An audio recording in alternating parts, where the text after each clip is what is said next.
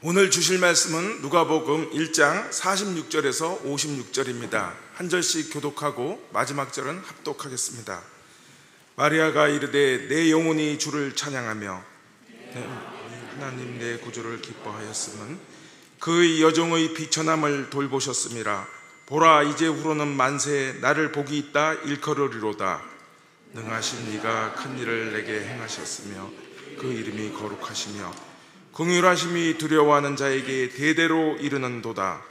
그의 팔로 힘을 보이사 마음의 생각이 교만한 자들을 흩으셨고 권세 있는 자를 그 위에서 내리치셨으며 비천한 자를 높이셨고 줄이는 자를 좋은 곳으로 베풀리셨으며 부자는 빈손으로 보내셨도다. 그 종 이스라엘을 도우사 긍휼히 여기시고 기억하시되 우리 조상에게 말씀하신 것과 같이 아브라함과 그 조상에게 영원히 하시리로다 하니라. 다 함께요. 마리아가 석 달쯤 함께 있다가 집으로 돌아가니라. 아멘. 김동일 목사님께서 마리아 찬가라는 제목으로 말씀 전해 주시겠습니다.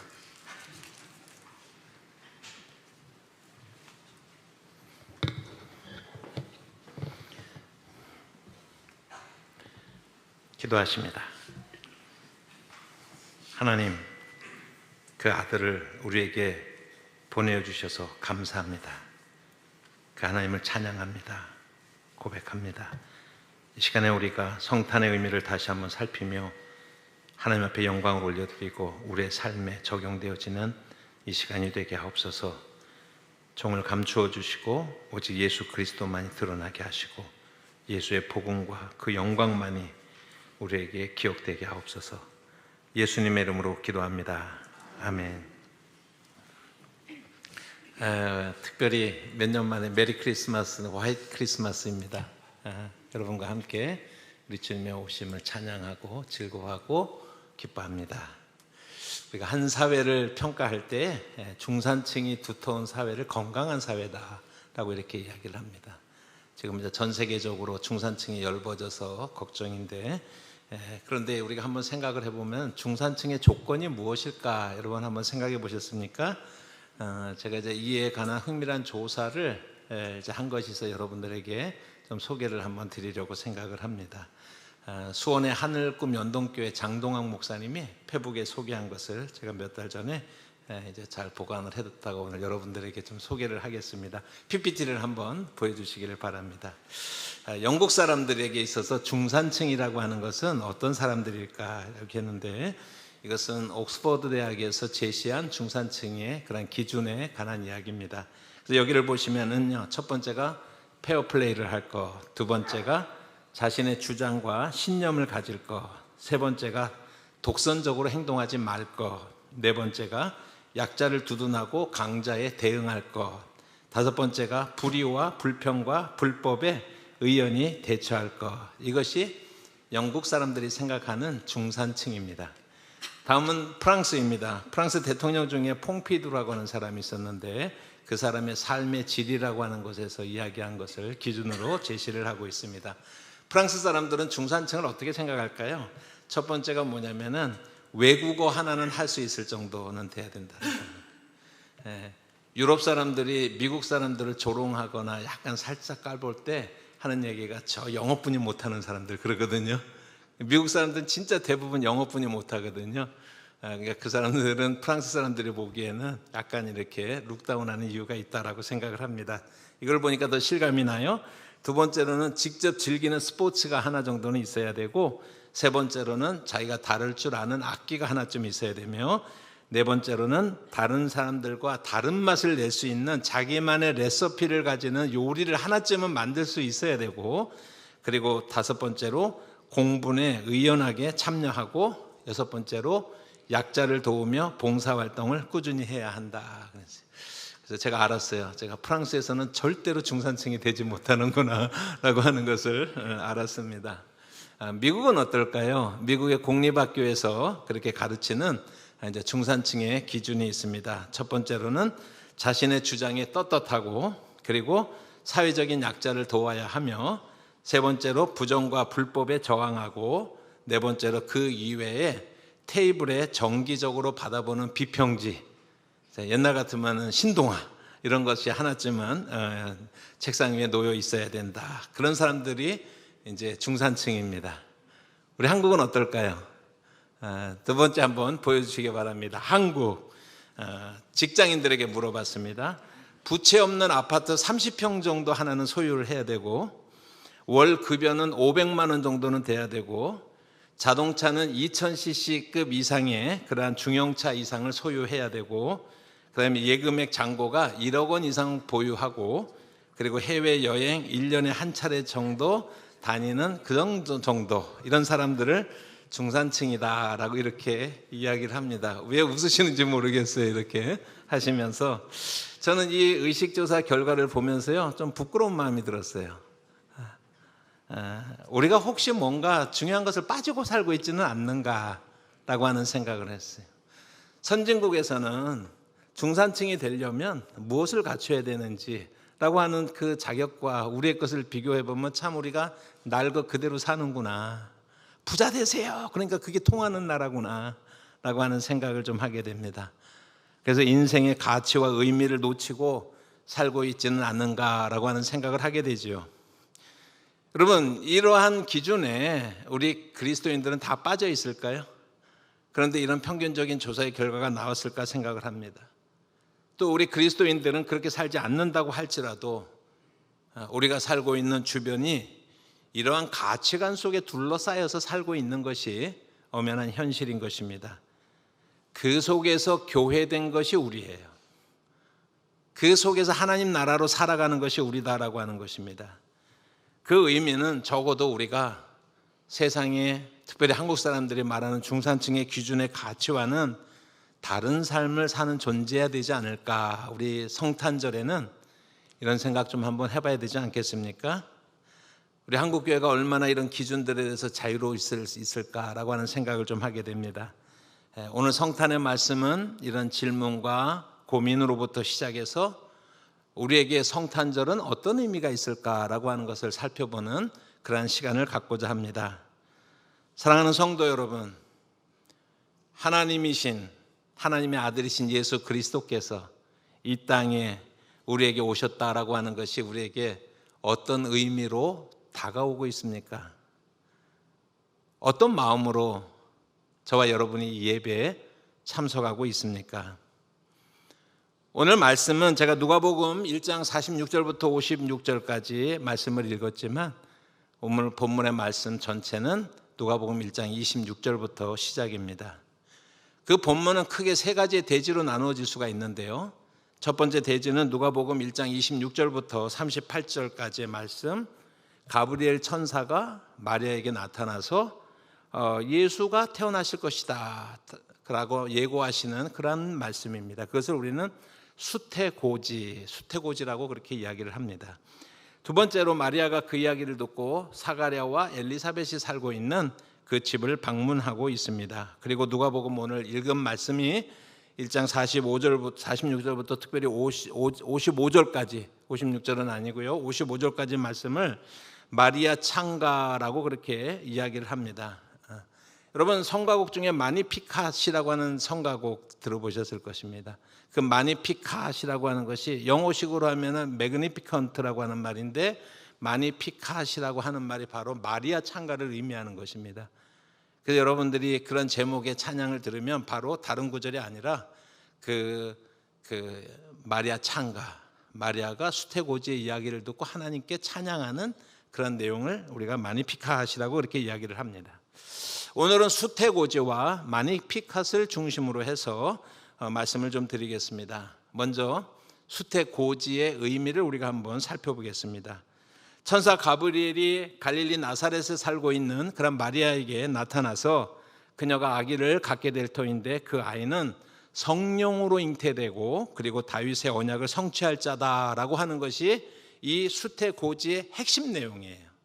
그것이 성탄의 의미이기도 하다라고 하는 것입니다. 누가복음 1장 31절부터 33절까지의 말씀을 저와 여러분이 한번 말씀을 교독해 보겠습니다. 보라, 내가 잉태하여 아들을 낳으리니 그 이름을 예수라 하라. 그가 큰 자가 되고 지극히 높으신 이의 아들이라 일컬어질 것이요, 주 하나님께서 그 조상 다윗의 왕위를 그에게 주시리니 영원히 야곱의 집을 왕으로 다스릴 것이며 그 나라가 무궁하리라. 그렇습니다. 아담의 타락 이후에 하나님의 창조의 세계는 망가졌습니다. 이 망가진 이 하나님의 창조의 세계를 하나님께서는 고치시기로 계획을 가지고 계셨습니다. 여러분, 세상을 고치고 회복시키시는 창조주 하나님의 계획이 있었는데 그 계획은 예수를 통해서 이루어질 것이다 라고, 그런 단어 지금 하나도 안 써 있죠?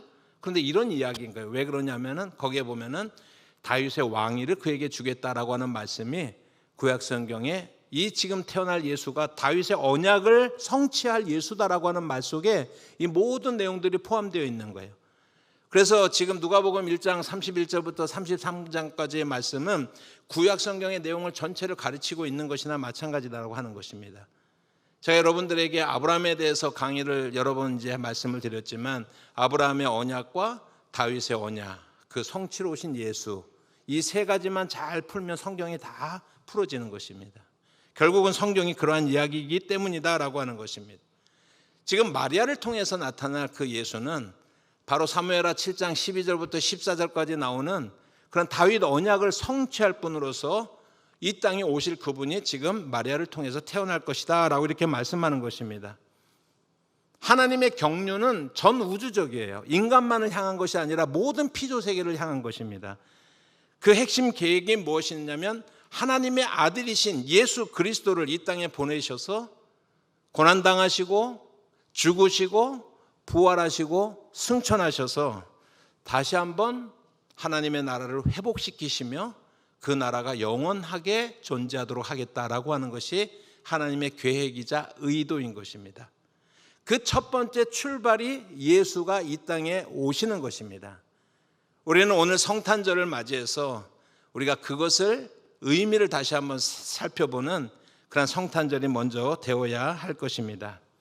예수 안에서 인간을 비롯한 만물들이 회복될 것입니다. 누구든지 예수를 믿으면 살 것입니다. 살 소망을 얻게 된다라고 하는 것이죠.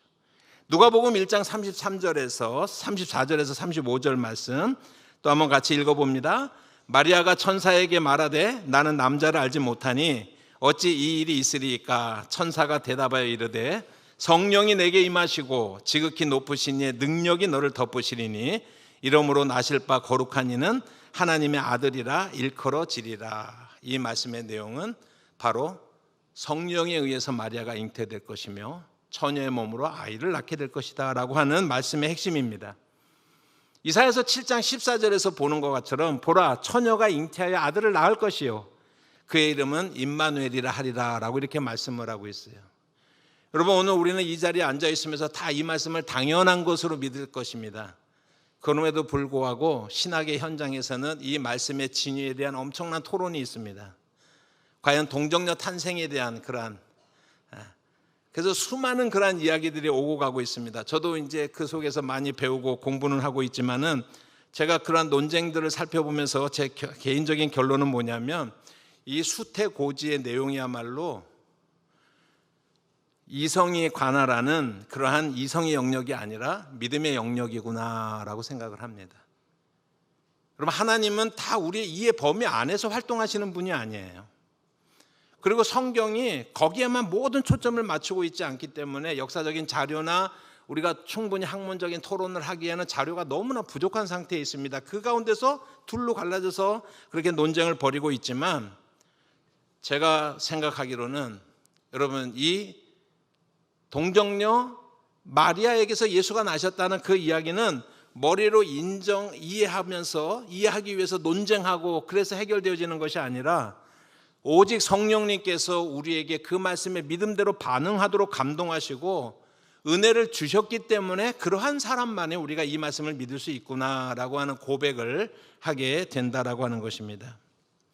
사랑하는 성도 여러분, 수태고지를 통해서 우리에게 가장 중요한, 우리가 적용해야 될 가장 중요한 단어가 있다라고 생각을 합니다.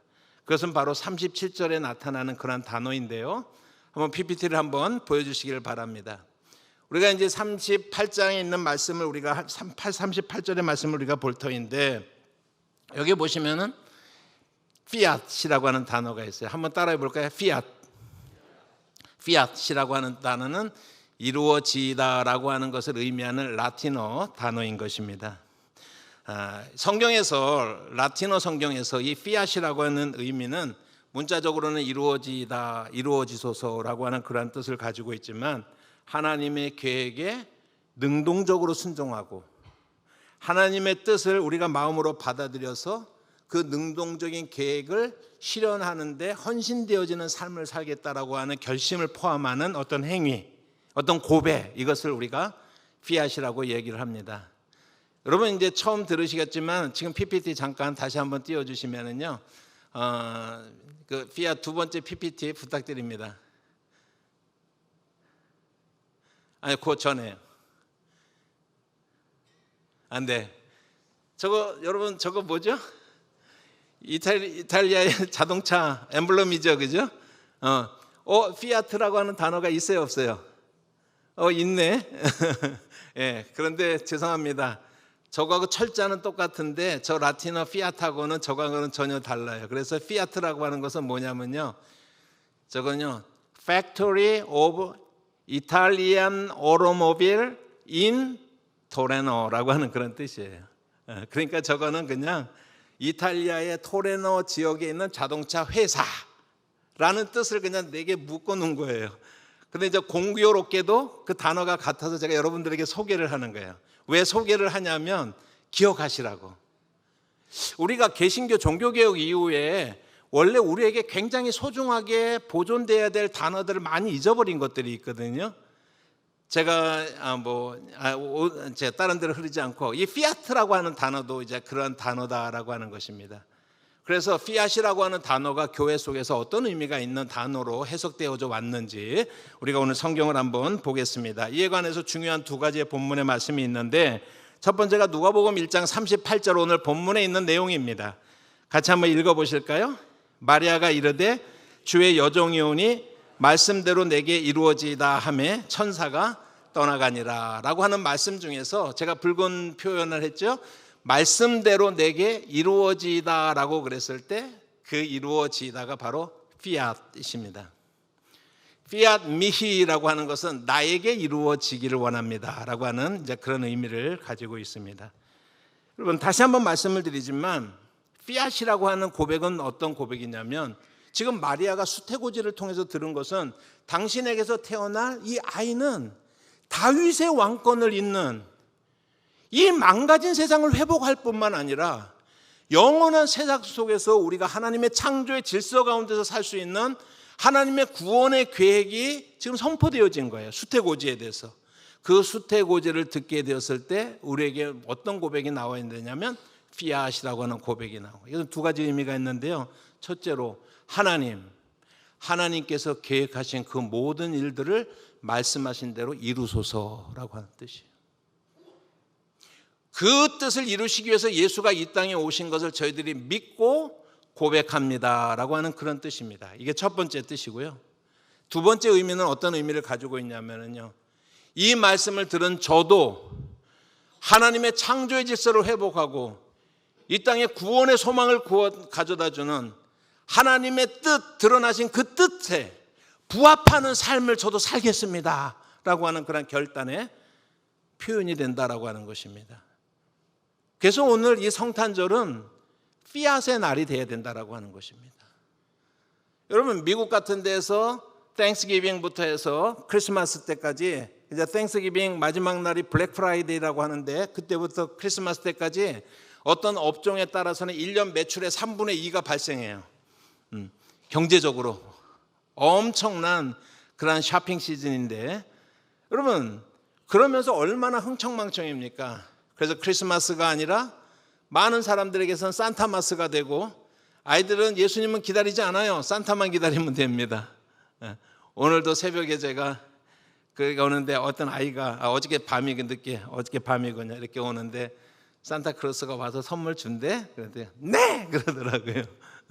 그렇게는 참 익숙한데, 우리에게 성탄이 어떤 의미가 돼야 되느냐, 하나님의 구속 계획이 선포되어지고 그것을 들은 우리들이 그것을 이해하고 또 받아들이고 그리고 또한 우리도 또한 그것에 부합하는 삶을 살아내겠습니다 라고 하는 그런 고백이 있어지는 이 성탄의 예배가 되어지기를 주님의 이름으로 축복합니다.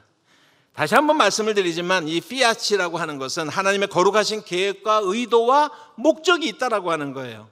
그것에 우리의 의지를 일치시키는 행위다라고 하는 것입니다. 그러면 38절에 그 마리아가 피앗이라고 하는 피앗 미히라고 하는 그런 고백을 할 때 그런 의미가 담겨져 있다라고 하는 것을 우리가 함께 고백할 수 있기를 바랍니다. 두 번째로 보면 여러분 이 피앗이라고 하는 그런 고백을 한 것은 특별히 누가복음 22장에 예수님의 겟세마네 기도인 것입니다. 누가복음 22장 42절의 말씀을 우리가 같이 한번 읽어보겠습니다. 같이 한번 읽어보실까요? 이르시되 아버지여 만일 아버지의 뜻이거든 이 잔을 내게서 옮기시옵소서. 그러나 내 원대로 마시옵고 아버지의 원대로 되기를 원하나이다 하시니, 여기에서 아버지의 원대로 되기를 원하나이다 라고 하는 것을 제가 벌게이트 라틴어 성경을 여러분들에게 보여드리며 제일 끝에 무슨 단어가 있습니까? 피앗이라고 하는 단어가 있죠. 세드 투아 피앗이라고 하는 그런 단어가 있습니다. 여러분 거기에서 우리 볼런타스라고 하는 그런 라틴어가 하나님의 의지, 하나님의 목적을 의미하는 것입니다. 그래서 그것을 약간 라틴어에서 직역을 하면 그러나 나의 의지, 나의 목적이 아니라 당신이 아버지의 의지, 아버지의 목적이 내게 이루어지기를 원합니다 라고 하는 고백을 예수님도 하는 거예요. 그러니까 마리아와 예수님의 고백은 뭐 하나님의 구원의 경륜 속에 참여할 때 그 사실을 이해하고 각각 자기에게 부여된 자기의 임무를 어떻게 하겠다는 거예요? 순종하고 순응함으로써 행동으로써 고백하고 따르겠다, 그런 삶을 살겠다라고 하는 고백이 포함되어지고 있다라고 하는 것을 우리가 보게 되는 것입니다. 여러분 어떤 분들은 이렇게 질문할 수가 있습니다. 예수님과 마리아에게 해당되어지는 이 피앗이라고 하는 것을 저한테요?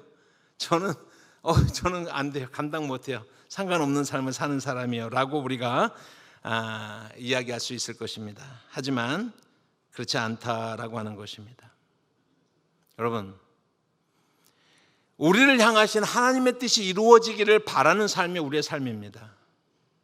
또한 우리의 삶 전체를 통해서 주님의 의도와 목적에 맞게끔 우리가 살아내게 하소서라고 하는 그런 고백은요 제자됨의 첫 번째 걸음이라고 할 수가 있어요.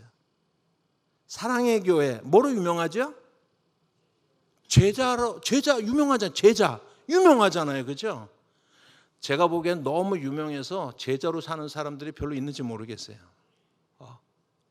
여러분 우리는요 제자도에 대해서 많이 훈련을 받고 제자라고 부르니까 제자라고 하는 것은 뭐냐면요 주님이 걸어가신 길을 뭐 하겠다는 거예요? 우리도 따르겠다라고 하는 거예요. 그 말을 다른 말로 표현하면 우리도 피앗의 고백을 하는 삶을 살겠다는 얘기예요. 하나님이 세상을 향해서 세우신 구원의 경륜과 우리 온 인류를 우리를 포함한 우리를 통해서 하나님께서 이루시고자 하시는 그 일들에 대해서 우리는 아멘 한 사람들이 제자라고 하는 것입니다. 여러분이 제자이십니까? 이 피앗에 대해서 우리도 피앗의 고백을 가지고 하나님 앞에 아멘으로 나가야 되는 것입니다. 그렇게 이해할 뿐만 아니라 그 다음이 중요하죠. 그러한 삶 속에 우리가 참여하는 것입니다. 하나님의 구원의 계획의 영광스러움에 우리를 초대하고 있는데 제자들만이 기꺼이 그 초대에 응할 수가 있다고 하는 것입니다. 그래서 우리가 성탄의 주일에 우리에게 가장 중요한 것이 이 피앗의 신앙이 아닌가라고 이렇게 생각을 합니다. 다시 한번 우리가 본문으로 돌아오면 가브리엘 천사가 수태고지를 하고 나서 그리고 나서 이제 그 사가랴와 엘리사벳이 사는 곳으로 가죠. 그 전에 그 모든 수태고지를 들었을 때 마리아가 피앗으로 고백을 하고 난 다음에 그 다음에 그 사가랴에 갔을 때 엘리사벳에게 갔을 때 우리가 소위 말하는 지금 마리아 찬가를 지금 하고 있습니다. 오늘 읽은 본문의 말씀인 것입니다. 사랑하는 성도 여러분, 마리아 찬가를 우리가 같이 한번 읽어볼 터인데 우리도 우리 나름대로의 찬가를 한번 이 시간에 불러볼 수 있기를 바랍니다. 예수님이 우리 가운데 오셨습니다. 그 예수에게 참 소망이 있습니다. 그분이 오셔서 하나님의 구원의 계획을 우리 가운데 펼쳐 보이십니다. 여러분 아멘이시죠? 그러면 우리는 우리 나름대로의 찬가가 필요하다라고 하는 거예요. 오늘 이 시간이 그러한 찬가를 하나님 앞에 드리는 그러한 시간이 되기를 축복합니다. 이 마리아 찬가라고 하는 이 말씀에 여러분 찬양에 보면은 세 가지 부분으로 우리가 나눌 수가 있는데, 첫 번째 부분이 뭐냐면 하나님에 대한 찬양의 외침이에요. 복음에 관한 이야기를 들었어요. 예수가 오셨다는 이야기를 들었어요. 우리에게 필요한 것은 뭐냐면 그 하나님에 대한 찬양이 필요한 거예요. 우리의 속사람에서, 우리의 심령 가운데서 터져나오는 찬양. 여러분 마리아는 그 찬양을 지금 하나님 앞에 드리고 있습니다. 우리가 이 시간에 한번 그 찬양을 우리가 한번 고백해 보고, 우리는 어떠한 찬양으로 우리 속으로부터 하나님을 향하여서 올려드릴 것인지 다시 한번 생각해 보는 시간을 잠깐 갖기를 원합니다. 그래서 첫 번째 파트는 하나님을 향한 찬양입니다. 외침입니다. 누가복음 1장 46절부터 50절까지입니다. 같이 한번 읽어보겠습니다. 시작. 마리아가 이르되 내 영혼이 주를 찬양하며 내 마음이 하나님 내 구주를 기뻐하였음은 그의 여종의 비천함을 돌보셨음이라. 보라 이제 후로는 만세의 날을 복이 있다 일컬으시리로다. 능하신 이가 큰 일을 내게 행하셨으니 그 이름이 거룩하시며 긍휼하심이 두려워하는 자에게 대대로 이르는도다. 제자들 여러분들이, 저와 여러분이 오늘 함께 우리가 예수님의 오심에 대해서 우리가 의미를 생각을 하는데, 우리는 우리의 심령 가운데서 어떤 찬가를 하나님 앞에 우리의 외침으로 우리가 고백할 것인지 한 30초만 이 말씀을 그대로 우리가 좀 읽으면서 우리는 우리의 언어로 어떤 찬양을 하나님 앞에 드릴 것인지, 어떤 외침을 우리가 고백할 것인지 한번 생각해 볼 수 있기를 바랍니다. 한번 읽으시면서 한 30초 정도만 한번 시간을 내주시기를 바랍니다.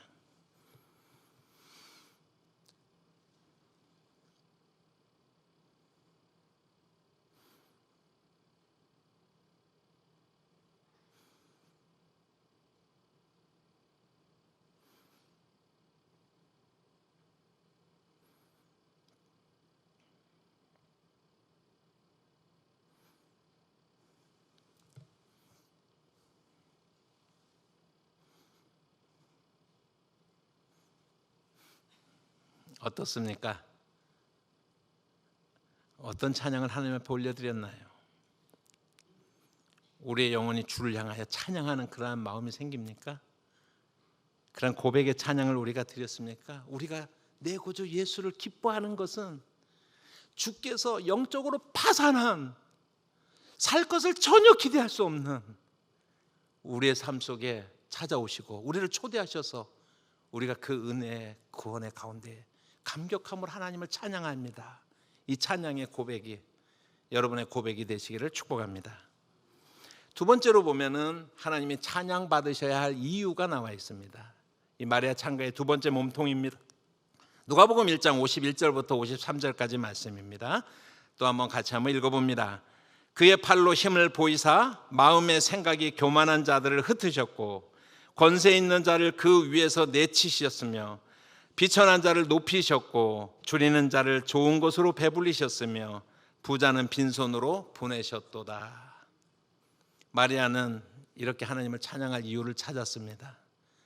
우리는 어떤 이유, 우리만의 어떤 이유를 찾아서 하나님을 찬양하게 될지 또 우리가 한번 잠시 이 말씀을 묵상하면서 30초 동안 한번 이 시간에 생각해 보겠습니다.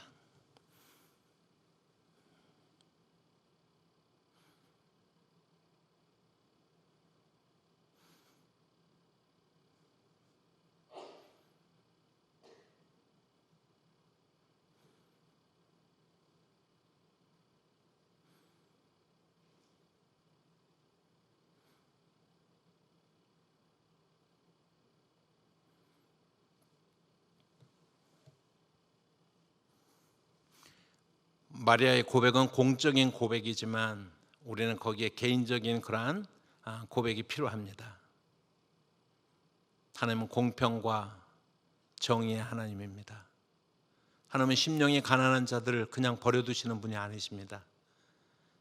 그 하나님은 온 우주를 향해서 그 하나님의 사랑을 보여주시지만 지금까지 우리가 살아오면서 우리의 삶 속에 우리에게 개인적으로 구체적으로 하나님이 역사하셨던, 그래서 내가 내 입술로 하나님을 찬양하기에 합당한 그러한 이유들이 여러분들에게 풍성하기를 주님의 이름으로 축복합니다. 이 마리아의 창가의 세 번째는 송영입니다. 덕설러지라고 하죠. 송영입니다. 누가복음 1장 54절과 55절의 말씀을 우리가 같이 한번 읽어보십니다. 그 종 이스라엘을 도우사 긍휼히 여기시고 기억하시되 우리 조상에게 말씀하신 것과 같이 아브라함과 그 자손에게 영원히 하시리로다 하니라. 또 한번 우리가 30초 정도 우리 시간을 갖고서 우리가 어떤 송영을 하나님 앞에, 어떤 덕설러지로 우리가 이 하나님의 그 뜻이, 그 아들이 우리 가운데 오셔서 하나님의 구원의 일이 시작될 때 우리는 우리만의 어떠한 찬송으로 송영을 우리가 드릴지 우리가 또 30분 초 동안 생각해 보겠습니다.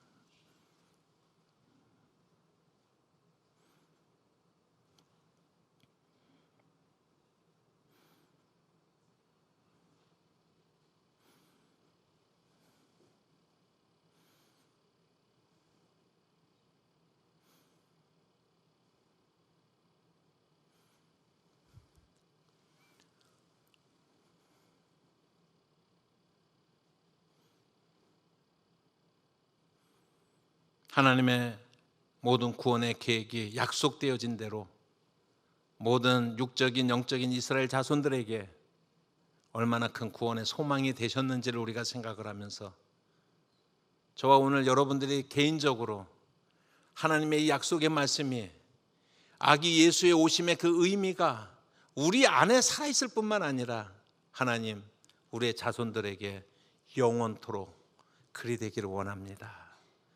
그런 고백이 우리의 송영이 되어지기를 주님의 이름으로 축복합니다.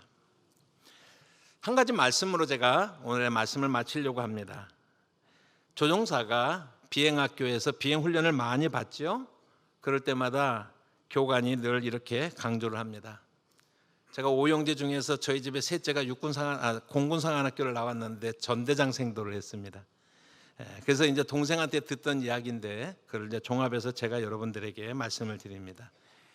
비행기 조종 훈련사가 항상 하는 이야기가 비행기 조종석에 앉아서는 절대로 자신의 감각을 믿지 말라.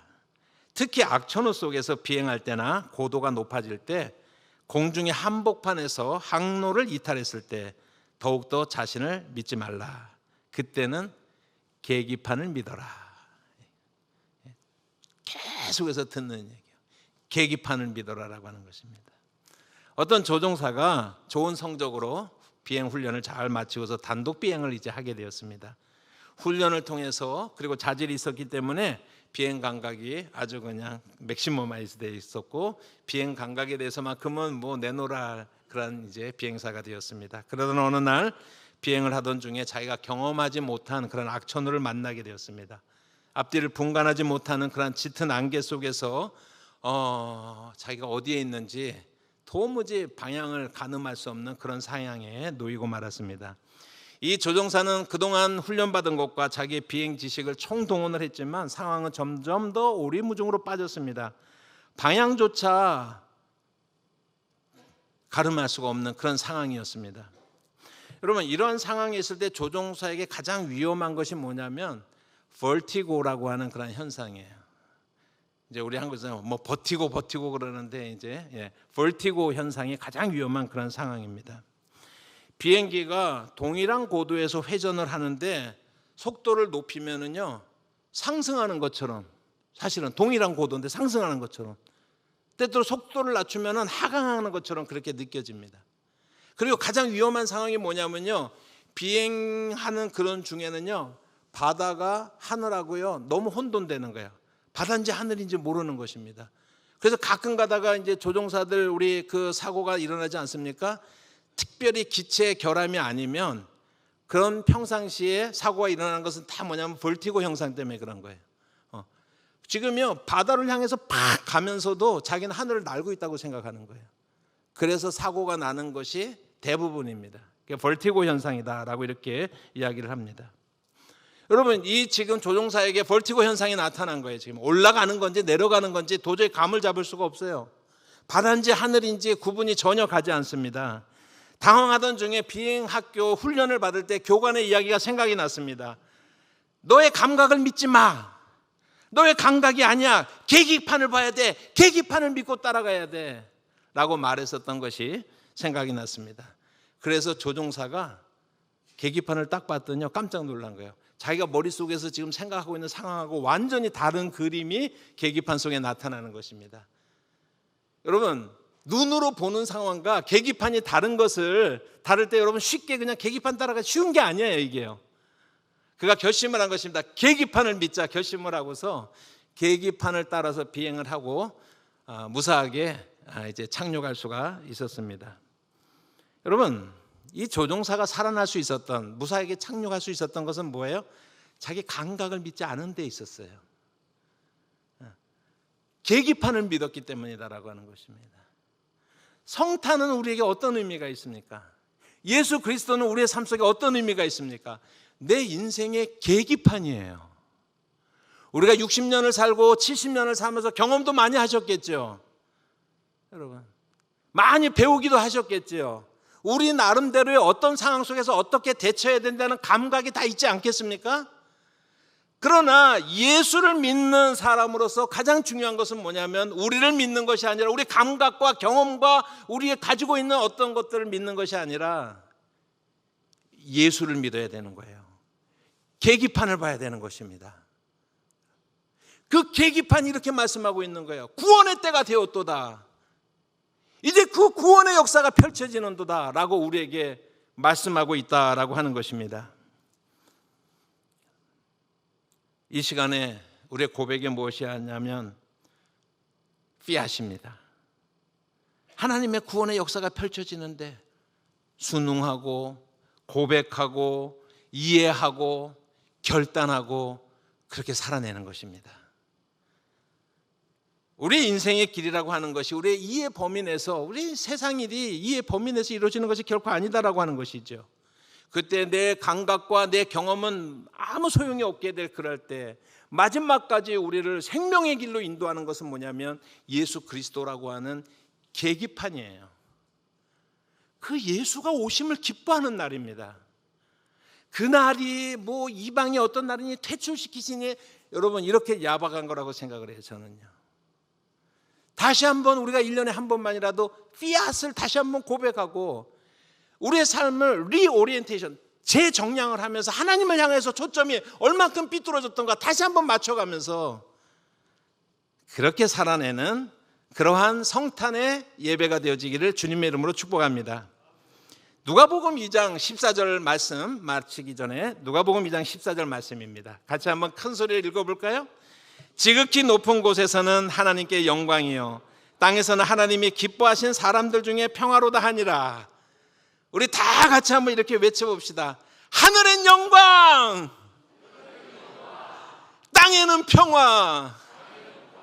하늘엔 영광, 내게는 평화로다. 우리 서로를 돌아보면서 축복하면서 이렇게 말해봅시다. 메리 크리스마스, 베리 메리 크리스마스 한번 인사해 보십시다. 베리 메리 크리스마스. 네, 여러분들 축복합니다. 기도하겠습니다. 사랑하시는 하나님 아버지, 주님이 이 땅에 오신 날을 우리가 어떻게 관념과 그런 타성에 젖어서 흘려보내는 그런 날이 되지 아니하게 해주시고 우리의 마음을 다시 한번 다잡고 마리아의 피앗처럼 예수 그리스도의 피앗처럼 우리도 그런 고백을 하는 이 날이 되게 하여 주시옵소서.